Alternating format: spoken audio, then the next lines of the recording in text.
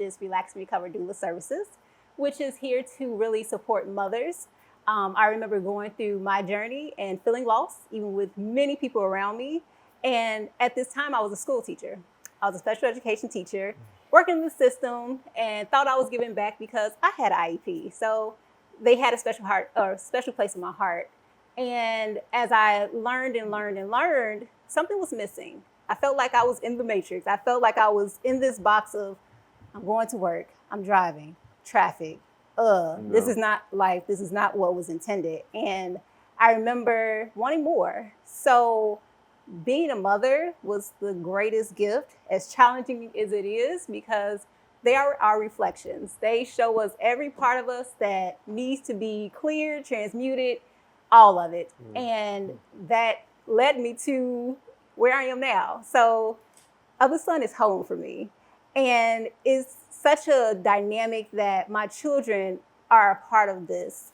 And as I see them grow, I know that I'm growing because they are the reflection of myself. And the teaching, it never stops. Either I'm teaching them as a homeschool teacher, I am teaching mothers how to be their best selves, how they can be empowered, because I'm not birthing the babies for them. They are delivering these babies. They are bringing these souls into this experience.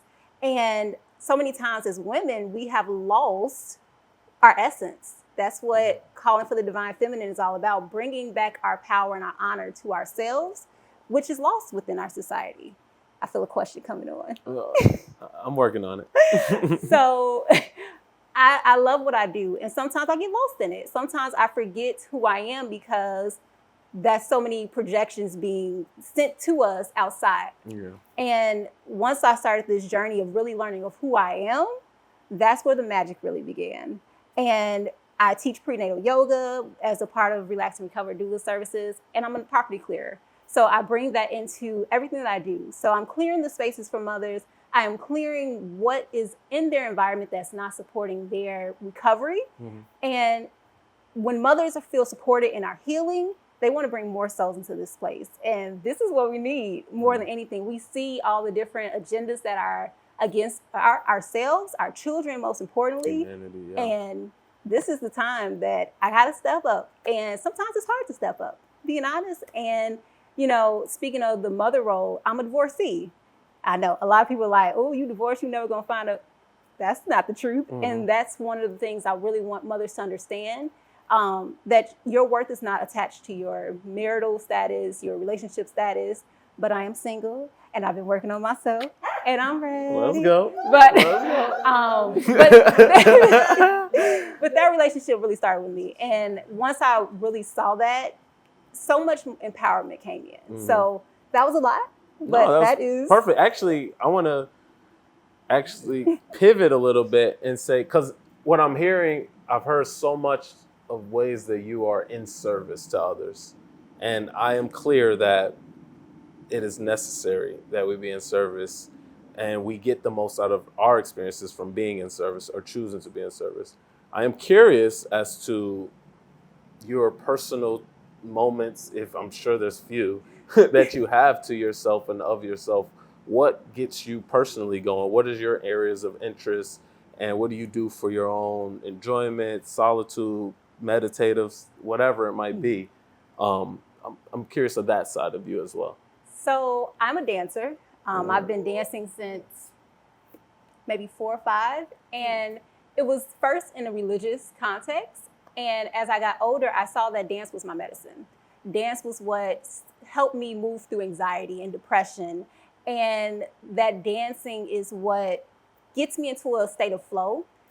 As many of us are experiencing these different human aspects and traits of the experience, control is something that a lot of us, especially mothers, I think are burdened down with. So when I'm dancing, I let go of control. I almost went into a Miss Elliott moment, but I get to flow. I get to be one, and it's so empowering, but it's so freeing.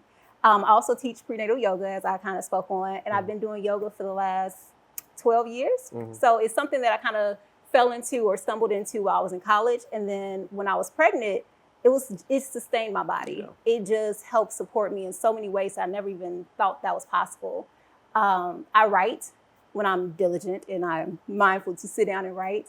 But I'm also an author. I've been writing for children's books more so to help empower my children, but also empower myself because I'm working on my inner child because it was a lot of hurts that happened. Yeah. So I'm writing to my past self, but writing to my children and hopefully their children too. So I'm encouraged by this.